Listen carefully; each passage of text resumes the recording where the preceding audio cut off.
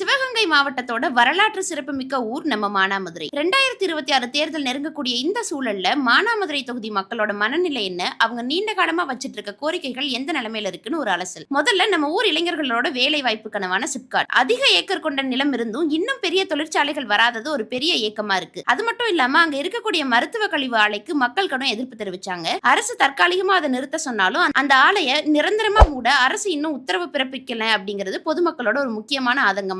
அடுத்ததா திருப்புவனம். இங்க ஒரு நவீன பேருந்து நிலையம் வேணுங்கிறது மக்களோட பல ஆண்டுகால கனவு. ஆனா இன்னைக்கு வரைக்கும் அது நிறைவேறாத கோரிக்கையா மட்டும்தான் இருக்கு. அதே போல மானாமதுரை நகரத்தோட போக்குவரத்து நெரிசலை குறைக்க அந்த 2வது வைகை பாலம் எப்ப வரும்னு மக்கள் காத்துக்கிட்டு இருக்காங்க. ஆம்புலன்ஸ் கூட டிராபிக்ல சிக்கி தவிக்கிற நிலைமை மாறணும்னு எல்லாரும் எதிர்பார்க்கறாங்க. அடுத்ததா மானாமதுரை ஊரோட அடையாளமான மண்பாண்ட தொழில். GI டேக் அங்கீகாரம் கிடைச்சும் கலைஞர்களுக்கு தேவையான களிமண் எடுக்கிறதுல இருக்க நடைமுறை சிக்கல்கள் இன்னுமே தீரல. அதே போல இளையான்குடி பகுதி மிளகாய் விவசாயிகளுக்கு ஒரு மிளகாய் எண்ணெய் ஆலை அமைச்சு கொடுத்தா அது அவங்க வாழ்வாதாரத்துக்கு ரொம்ப பெரிய பலமா இருக்கு. அடுத்ததா கல்வியை பொறுத்தவரை அரசு கலைக்கல்லூரி வந்தது ஒரு நல்ல விஷயம். ஆனா நம்ம அரசு பள்ளிகளுக்கு கூடுதல் கட்டடங்கள் மற்றும் நவீன வசதிகள் செஞ்சு கொடுத்தா இன்னுமே சிறப்பா இருக்கும். மருத்துவ தேவைகளுக்கு இன்னமும் மதுரை அல்லது காரைக்குடியை நம்பி இருக்கிற நிலைமை மாறி உள்ளூர் அரசு மருத்துவமனைகளிலே உயர்தர சிகிச்சைகள் கிடைக்கணுங்கிறது பொதுவான எதிர்பார்ப்பா இருக்கு. இப்ப தற்போது எம்எல்ஏவா இருக்கக்கூடிய தமிழரசி அவர்கள் சில திட்டங்களை கொண்டு வந்திருந்தாலும் திருப்புவனம் பேருந்து நிலையம், சிப்காட் ஆலை மூடல் போன்ற இந்த அடிப்படை தேவைகளை இன்னும் நிறைவேற்றப்படாமலே இருக்கு. மக்கள் நலன் கருதி இதுக்கு அடுத்து வரப்போற வேட்பாளர்கள் இதெல்லாம் செய்வாங்களா? 2026 தேர்தல் தீர்ப்பு என்னவா இருக்கும்? உங்க கருத்தை கமெண்ட்ல சொல்லுங்க. இது போல நிறைய வீடியோஸ்க்கு எங்க பேஜை மறக்காம ஃபாலோ பண்ணிக்கோங்க.